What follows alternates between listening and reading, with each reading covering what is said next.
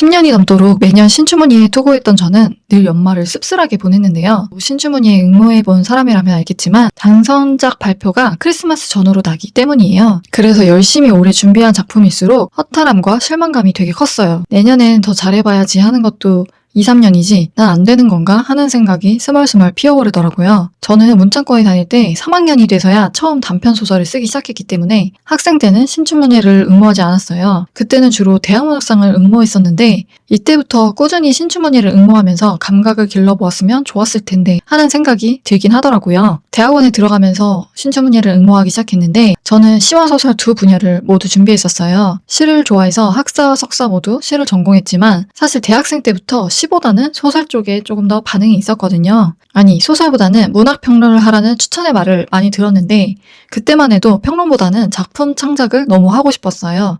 그래서 시와 소설을 주력으로 썼고 매년 작품을 준비해서 냈었어요. 신춘문예는 보통 신문사마다 공모의 특성을 달리하는데요. 메이저로 불리는 주요 일간지와 지방지로 나누어져요. 그리고 중편소설과 장편소설, 시나리오처럼 조금 다른 분야를 모집하는 신문사도 있어요. 저는 처음 몇 년간은 주로 메이저 신문사에 투고했었고 이후에는 작품이 쌓이면서 지방지까지 응모했었어요. 그리고 대학원을 졸업하고 평론을 쓰기 시작하면서는 시, 소설, 문학평론 세 분야에 응모를 했었답니다. 신춘문예를 내다 보면 한 번에 짜잔 하고 당선되는 경우도 있지만 매우 극소수고 보통 처음에는 소리 소문도 없이 떨어져요.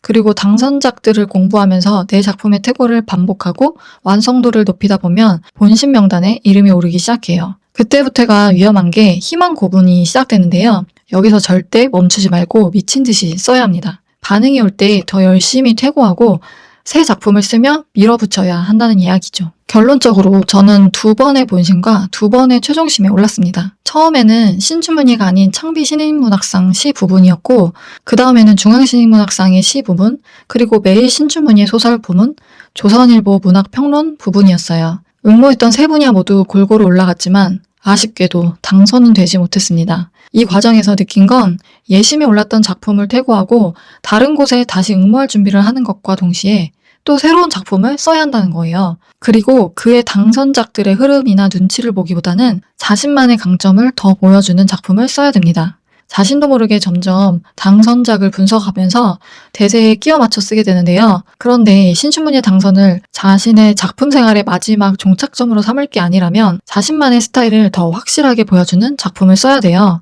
신춘문예 시부문의 경우 응모작이 1000편이 넘는 경우가 빈번할 만큼 경쟁률이 세지만 당선자가 막상 당선 이후에 계속 작품 활동을 하는 경우는 그보다도 더 희박해요. 결국 자기 작품에 힘이 없다면 그 어려운 합격선을 넘어가도 작품 활동을 지속하기는 어렵다는 이야기예요. 저는 오랜 응모 끝에 2018년에 대전일보 신춘문예 시 부분에서 등단을 했습니다. 등단한 해에는 나름대로 이곳저곳에서 원고 청탁도 오고 했지만 딱 1년만 지나도 바로 다음 해의 새로운 당선자들에게 관심이 돌아가게 마련이에요. 그렇다면 작가의 길은 정말 역경과 고난만 있는 걸까요? 요즘은 시대가 정말 많이 변했습니다. 이제는 신춘문예라는 말을 모르는 사람도 많아요. 예전에는 신춘문예나 문예지 등단만이 유일한 길이었지만 이제는 오히려 이 경로를 통해 등단하는 작가들이 소수에 불과해요. 서점의 베스트셀러를 들여다보면 자신이 창작한 소설을 텀블벅에서 직접 후원받아 출간하게 되었거나 브런치에 연재를 하다가 책으로 만들게 되었거나 자신의 SNS에 콘텐츠를 올리다가 출판 제의를 받은 경우가 훨씬 더 많습니다. 찾아보면 훨씬 더 많은 곳이 있으니까 자신의 작품과 어울리는 곳을 찾아보고 도전하면 좋겠습니다. 이제 너무나 다양한 문이 생겼으니까